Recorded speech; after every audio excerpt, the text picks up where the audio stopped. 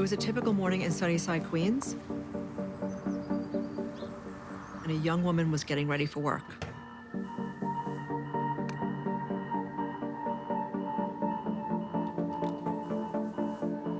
She was about to leave the apartment, and she notices that her roommate, Michelle's, stuff was still there, which is very odd.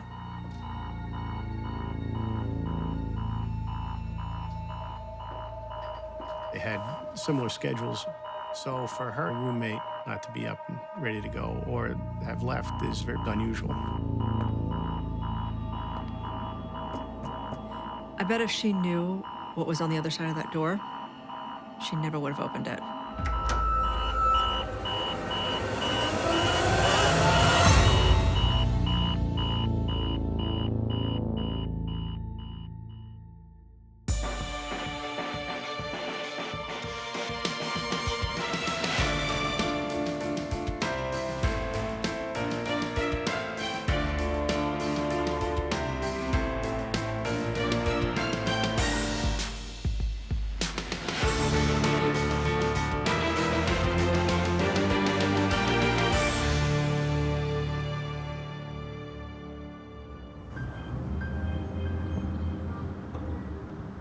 I got a call that there was a homicide in my command.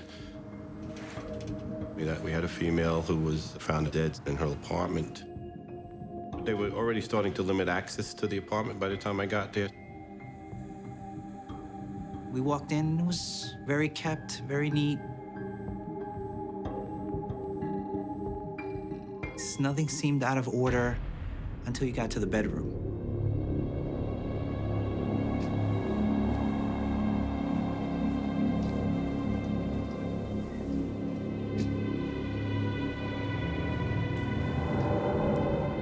I observed they have marks. Got a big trauma wound here on the left side of the forehead. Also a burn mark what appears to be And the most disturbing thing an iron. Was the iron burn.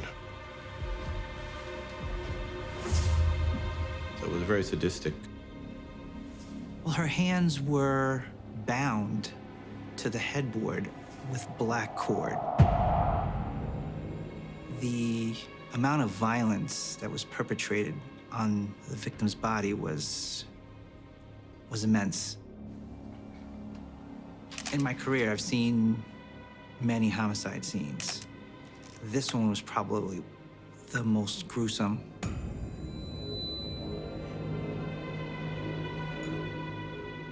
I can imagine the amount of pain that she would have had to go through and endure.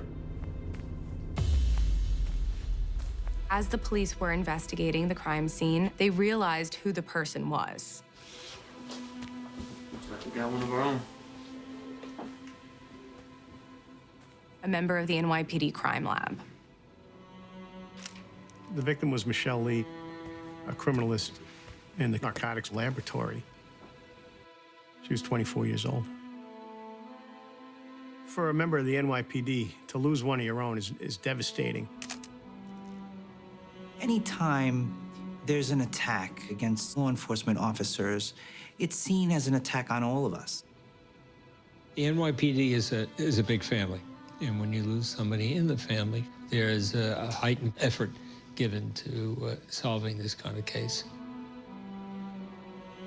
Her colleagues, her friends, the people who cared about her, are now the ones that have to piece together her murder. There's emotions and this personal attachment, but you still have to remain objective. Make sure you get the headboard and everything behind it also. And stay focused on what your task is to try and find out what happened. They went through the scene with a fine-toothed comb, knowing that the smallest detail could solve this case. The crime scene unit, they took everything. They took the contents of the garbage can. They took everything that they could that can help them try and uncover who was in that room right before Michelle Lee was murdered. At this crime scene, there were a few things that really stood out to investigators. You have a burn mark that appears to be inflicted by something similar to an iron. We have an iron at the scene, so now we have something that's handled by the perpetrator. We have a knife that's left behind that's in the victim, something else that's handled by the perpetrator. Because Michelle was naked, we might have a sexual element involved in this scene. But the crime scene was devoid of any blood splatter. There was no cast-off, and that was very weird. The whole crime scene was puzzling. We needed to discover who did this and ultimately prove it.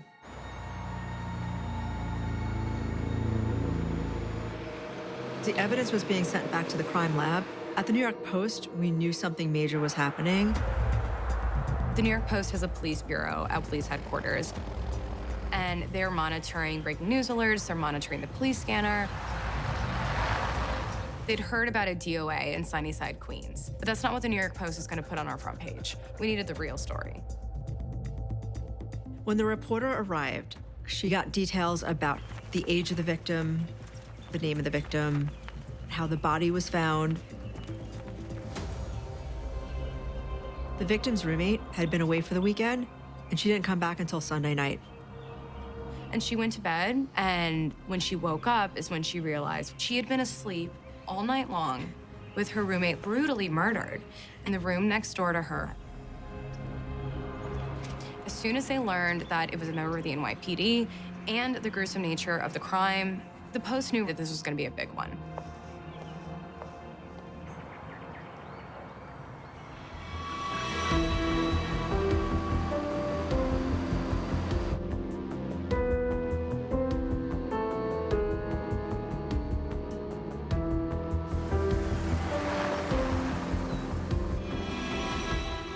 And meanwhile, at the precinct, as investigators were looking further into the case, they started to consider whether Michelle's job could have been her undoing.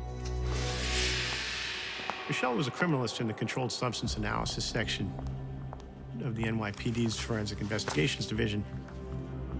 Her job was to analyze large quantities of narcotics. And as a crime tech, your name is going on very important documents that end up convicting some really messed up people.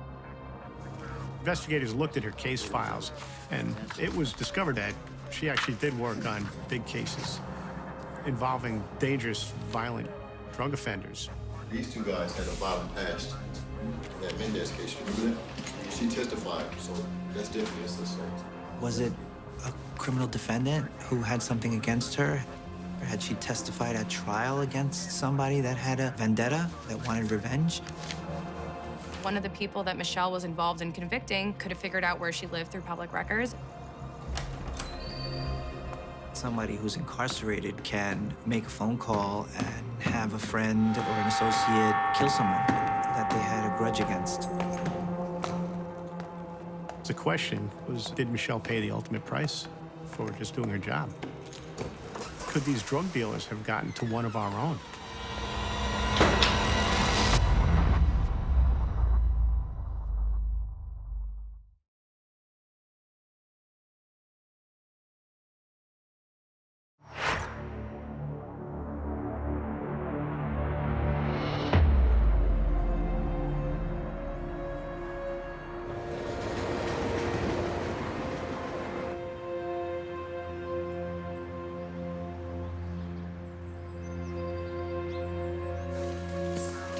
There was no forced entry.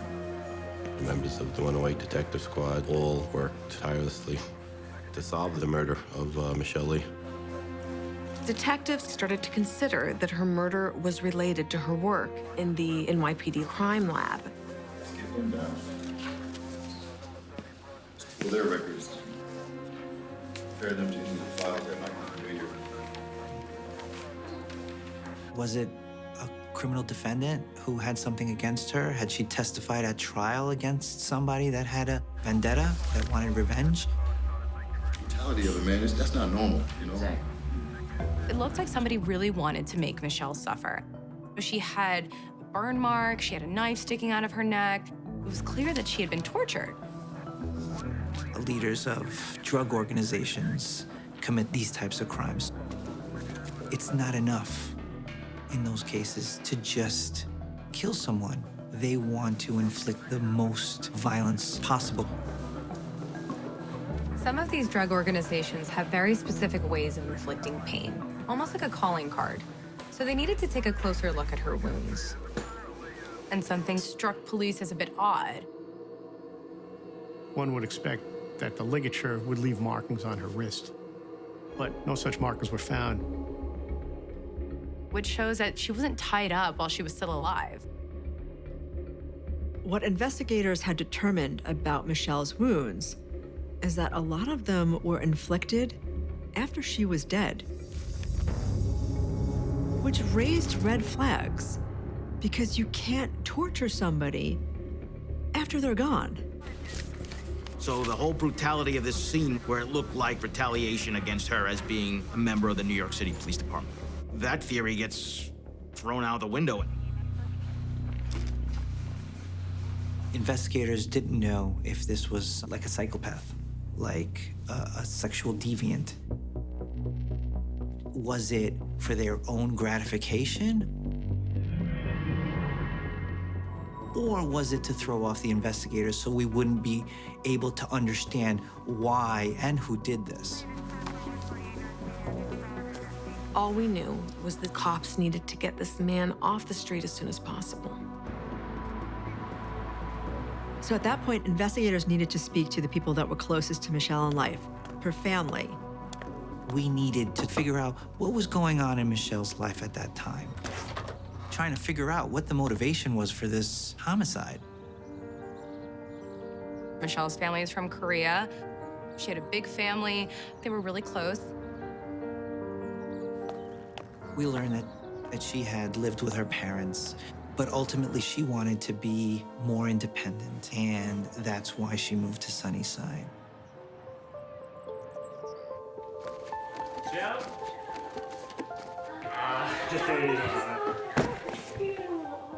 Michelle struggled with wanting to move out because she didn't want to leave her parents.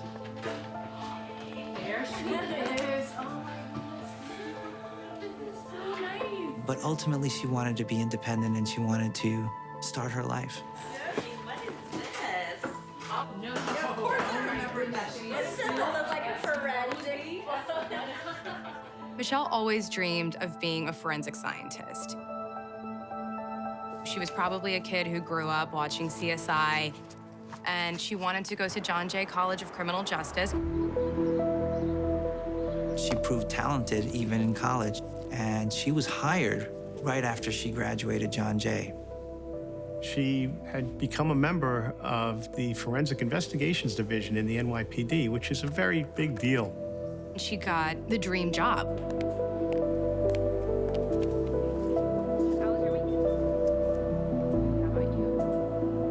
She was an extremely talented scientist.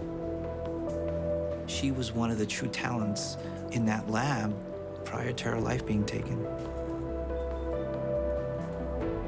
In talking to the family, they had no idea who would do this, why anyone would do this. Their daughter that they loved and cherished was taken from them for no apparent reason and in the most cruel way. And they were devastated. It was hard. It was hard. It was a lot of grief. Well, you can't help but feel for the family, but you have to really focus on what your job is and what you need to do to help them ultimately get justice for what happened to their loved one.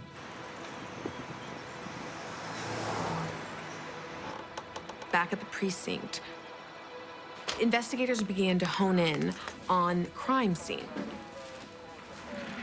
The fact that she was found completely nude and tied up on the bed suggested that it could have been related to her love life. The most intimate partner can hurt you in the most intimate ways. And the person that you least suspect that would do this to you is most often the person who's closest to you. So, Detectives needed to know who she dated, old flings, anybody she had bad relationships with, and luckily, there was a key piece of evidence. It's a diary.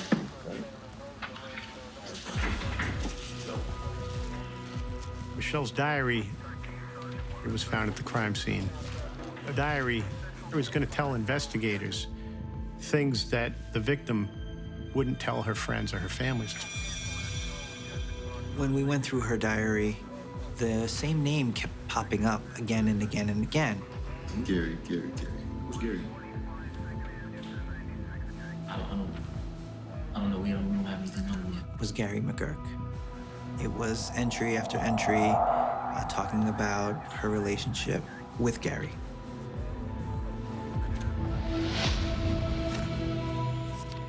Investigators learned Michelle met Gary when she was a student at John Jay College for Criminal Justice.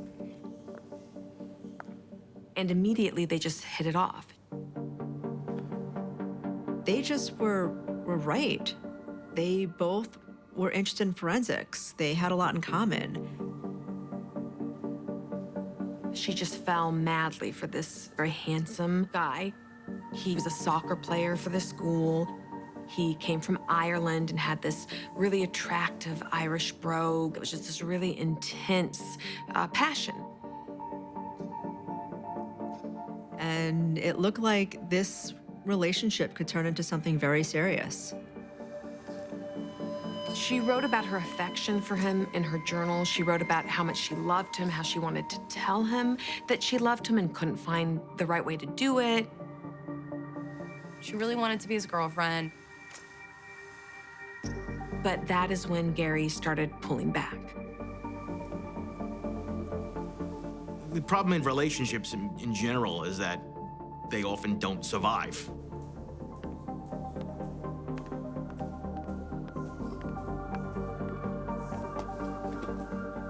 He just wasn't ready for that level of commitment. He wasn't ready to settle down. He was this young guy. He was 23 at the time, and he just wasn't in the same place. Michelle's heartbroken. According to her journal, it seemed like Michelle was willing to do whatever she could to keep Gary in her life.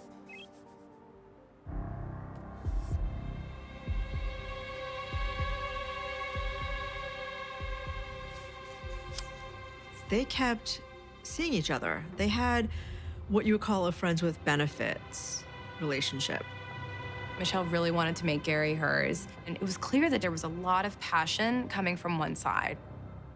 And whenever there's a lot of passion involved in a relationship and it's unrequited, bad things can happen. Ultimately, Michelle's fairy tale did not have a happy ending.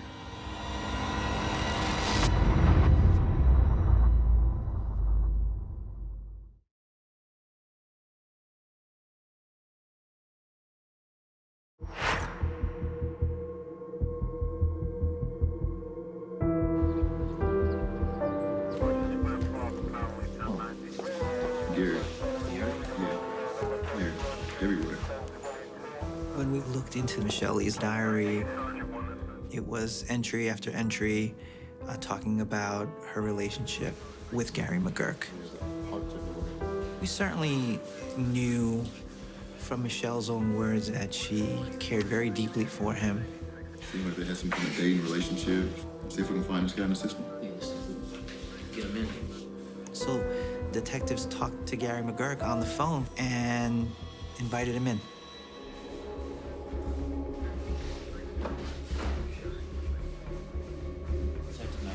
Hey, how you doing? Thanks for coming out, man.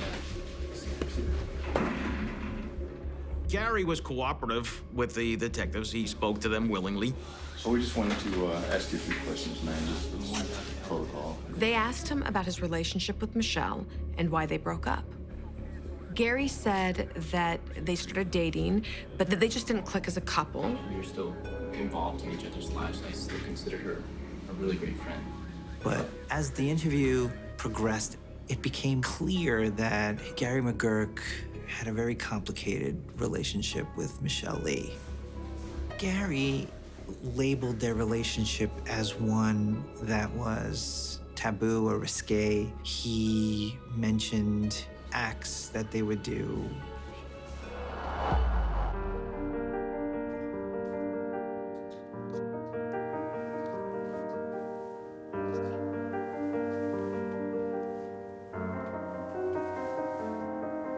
He mentioned strangulation and violence towards each other.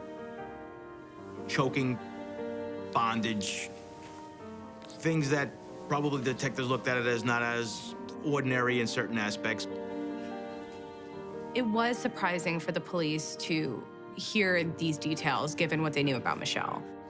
Everything that they have heard about from Michelle is that she's this young woman who's hardworking, college educated, and now they're hearing a different side of her.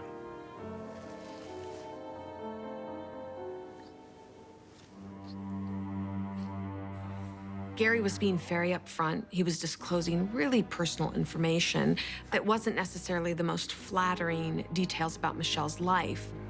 But at the same time, he seemed to genuinely care for her and want the case to get solved.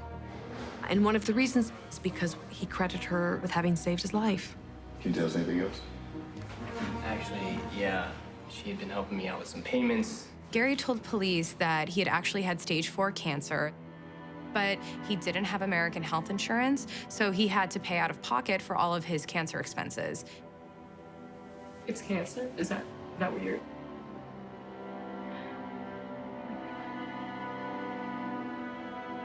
And Michelle had lent him money to help with the cancer treatment.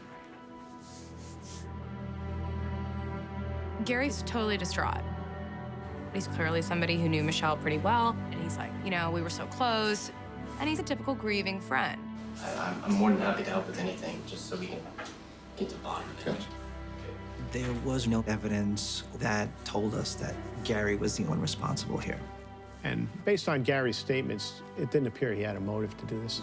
What are your whereabouts? What were we doing the day of? So they asked Gary where he was on the night of the 26th, and Gary said he's got a new girlfriend, and he said that he was with her on the night that this happened to Michelle. Can we get in contact? Yeah, I think it's on my phone here. So we talked with his girlfriend, and she corroborated that she was with him or that night. I moved to homicide. Gary said that he even received a phone call from Michelle that night, but he was asleep and didn't pick it up. Because he showed him his phone and said, I got a missed call from her around, 4 o'clock in the morning. Take it with the phone. There was a missed call that lasted about 20 seconds. So police asked Gary who else could have done this to her. And according to Gary, she said that she had somebody over. And Michelle Lee had another man in the apartment that night. We needed to identify who that person was. Hey, we appreciate you coming down in your case. Thank you for the information. Yeah, of course. All right. The fact that he described these rough sex acts and then remembered what they have at the crime scene, he's actually laying out for them a different scenario where the type of activity that she was involved with could have led to her demise with somebody else. It definitely looked like a bizarre sexual scene to me. Like a sadistic sex act that had gone bad. This could have been a consensual tryst that went too far, and the perpetrator tried to cover his tracks. Either that, or whoever did this was just a really twisted, sick, depraved person. This story, it sounded eerily familiar to police. Robert Chambers, described as a handsome, affluent 19-year-old preppy, now faces murder charges. He's accused of strangling 18-year-old Jennifer Levin to death in Central Park Tuesday morning.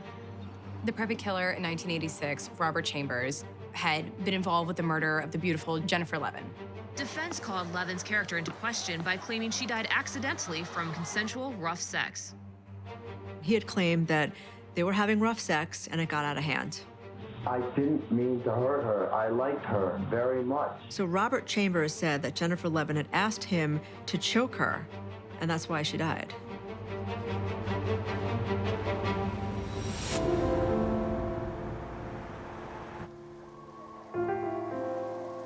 So So cops decided to retrace Michelle's footsteps from that night, see where she went, see what happened. Did she have a new man in her life? Did she bring somebody home? It was discovered that she was visiting her parents that day. She went to the drugstore, and she went to the gym, and then we all had an idea.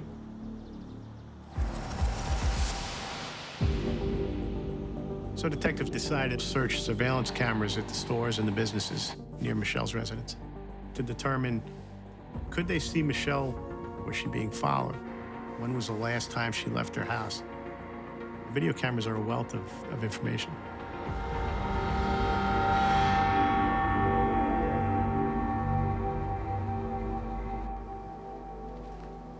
The NYPD detectives spent the whole weekend just hours and hours looking at that video surveillance. But they did finally see something by that CVS in Sunnyside that caught their attention.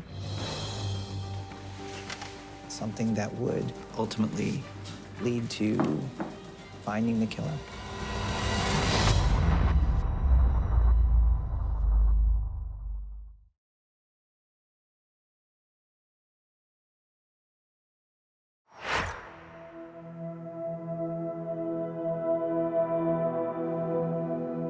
The NYPD detectives spent hours and hours looking at video surveillance, and they did finally see an image that looked like Michelle Lee meeting up with someone on the corner by that CVS in Sunnyside and walking back towards her apartment.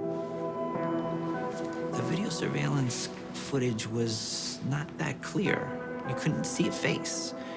You saw basically an outline. It looked like a man, but we couldn't tell what they were talking about.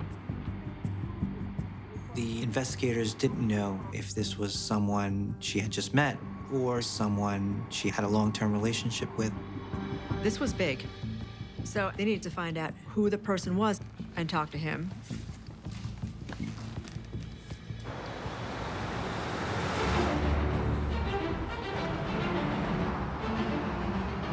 Cops looked at guys that she might have encountered at the gym, guys she might have encountered at her neighborhood. Let's get him down. Friends, family, anybody who she had just met or was interested in. They were interviewed and they were asked, where were they? Had they talked to her recently? Were they in her apartment? So everybody was scrutinized. It's personal. This wasn't an accident. This wasn't a robbery. This was intentional. Definitely. But ultimately, their alibis were confirmed, and they were cleared. Detectives needed something more.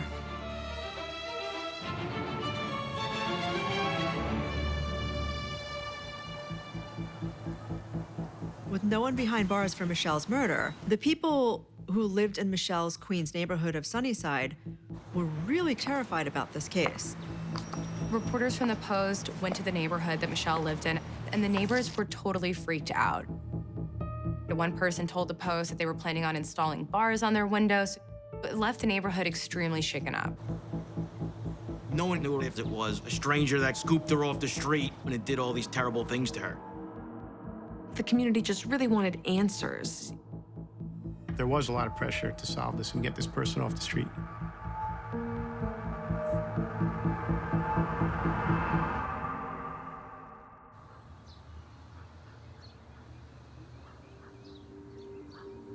The New York City detectives were working nonstop. And the CSI community certainly wasn't taking Michelle's death lightly either. It was very traumatic to the people that worked at the lab.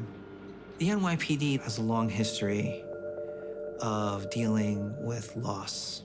It's tragic every time, it's hard every time.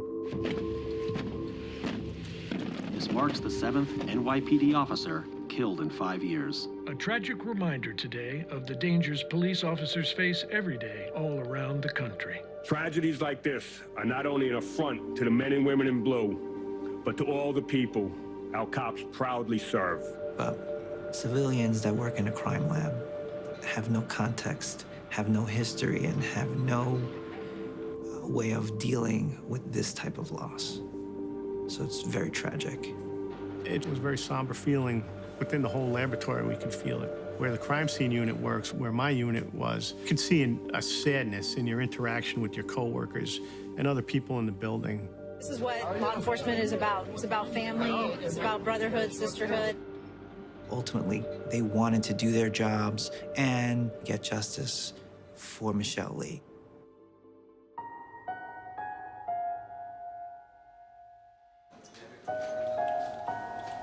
So detectives, they start to think, who else could have done this? Was it some other guy in her life? Anyone else that might have come across her that would have done this to her? And that's when police got a big break in the case. So a few days later, detectives get results back from the forensic testing. When the garbage in Michelle's bathroom was tested, there was a tissue containing semen. That piece of evidence, that tissue is the keystone of this investigation. And what they found totally changed everything.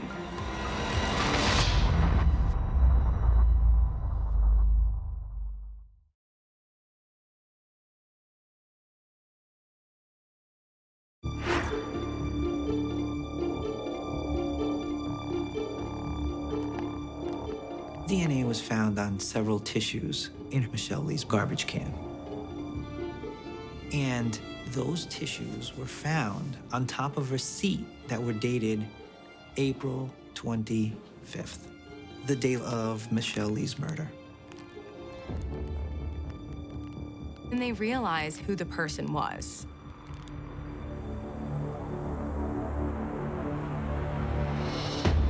It was Gary McGurk's semen on these tissues. There would be no explanation as to why his DNA would be on those tissues on top of a receipt that was dated April 25th if he had never been in that apartment on the day Michelle Lee was murdered. We had an exact date and time that Gary was there. That was the aha moment of this case. So the totality of all the evidence started to be damning. There's a house of bricks being built. And at that point, cops pull cell phone records for Gary and for Michelle. Hey, Taylor, check this out. During his statement, Gary McGurk said that he had received a call from Michelle at 4:30. You know what? I actually got a call from her that night. He was insistent that the detective look at his phone. Just check the phone. I'm telling you, it'll clear everything up. Look. Michelle called me. She called me at 4:30. He said that he was at home when he received the phone call.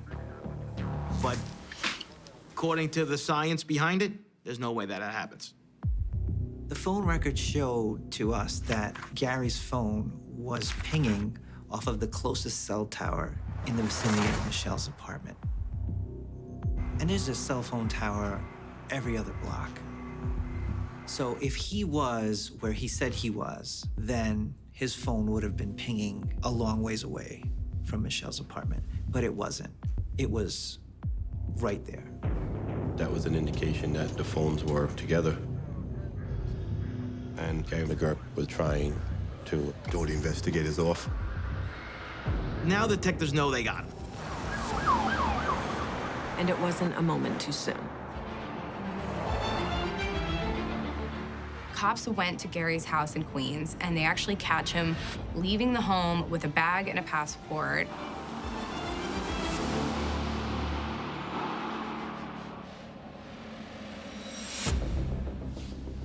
I want to talk to you today about a few new developments in the case. When Gary was questioned by the investigators, his story was ever morphing to try and outsmart the next question. So he saw the video surveillance equipment that we had. That's when he told us, you're going to see me meeting with her when you look at that video surveillance. He was trying to think ahead.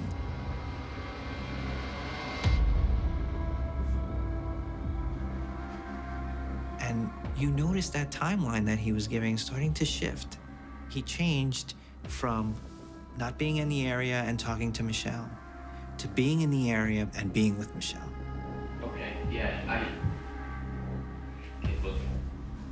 Finally, cops had this evidence against him, and he told police, okay, yes, this happened, but it was an accident. Michelle was into kinky sex. You know, she liked to be choked, she liked to be tied up, and, you know, things kind of went wrong because she had wanted to do this stuff. So he starts to put the blame on her. It was the exact same defense plea as Robert Chambers, the man that we had dubbed the preppy killer. After a lengthy deliberation by jurors, concerned prosecutors agreed to let Chambers plead guilty to manslaughter. The rough sex defense contributed to him getting off with manslaughter charge and a lesser sentence. If convicted of murder, Chambers faced life in prison. Now he will serve a minimum of 5 years. This is not the first time that a man had tried to use some kind of kinky sex defense to get out of a murder. This was an elaborate cover-up. And while Gary lied and kept on lying, the evidence didn't. It was determined by the medical examiner that the cause of death was blunt force trauma to Michelle's head. And all of the other injuries that were done to her body was post-mortem after she died. So obviously you're going to be able to tell that it wasn't choking that led to her death. It was a hammer. Like the saying goes, right? Oh, what a tangled web we weave. And he had spun himself such a web that he couldn't even get out of it. What we have is a person who's certainly not in his right mind trying to cover up a crime by making it look like it's perpetrated by a person who's not in his right mind. That didn't stop investigators from getting to the truth. Tell us what happened. Including the most disturbing part of his lies. How are you having treated? You were treated. They found out that he actually never did have cancer, and he'd been lying all along. Tell us about your cancer. Before you answer, we're in New York's home now. They ain't gonna rely on you. So if I was you, I'll cooperate as much as possible. The whole thing was a ruse just to get money out of Michelle. Gary used the fact that Michelle was a good person against her. It's early, Greg. He knew how much in love she was with him. And ultimately, that's what led to her death. This guy's a sick bastard.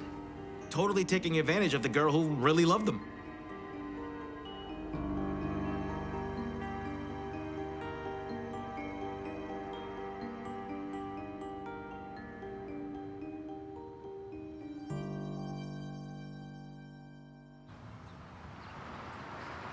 On June 16, 2010, Gary pled guilty to the manslaughter of Michelle Lee. We're happy that an arrest is made in this case. Obviously, it had a very traumatic effect inside the police department. Gary had a very frail ego. He tried to keep up the story that it was all just an accident. But eventually, the truth came out. Gary told us during his sentencing that he went into the apartment and they had been intimate. Perhaps she figured out that Gary was scamming her, Are you serious? that he didn't actually have cancer. I thought you were gonna die. She's given him all this money for no reason Oh my God, you're crazy. I'm not crazy. and threatened to report him to the police, which is where she worked. Corey, move. Get out of the way. Get out. And he just snapped.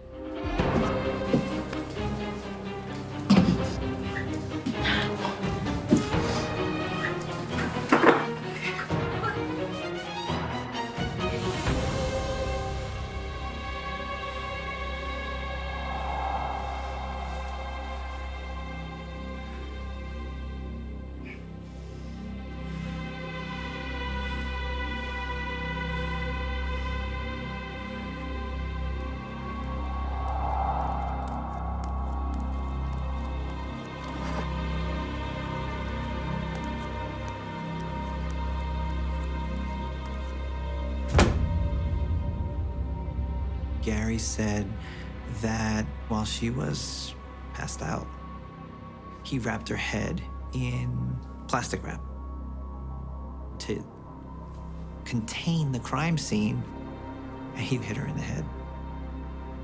He tied her hands and wrists to the bedpost with a cell phone cord,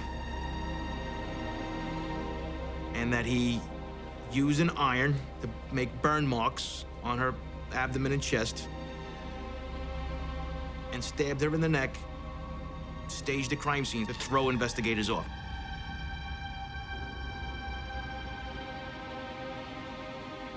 And then he took the plastic with him. He took the hammer that he used. He admitted that he took her cell phone.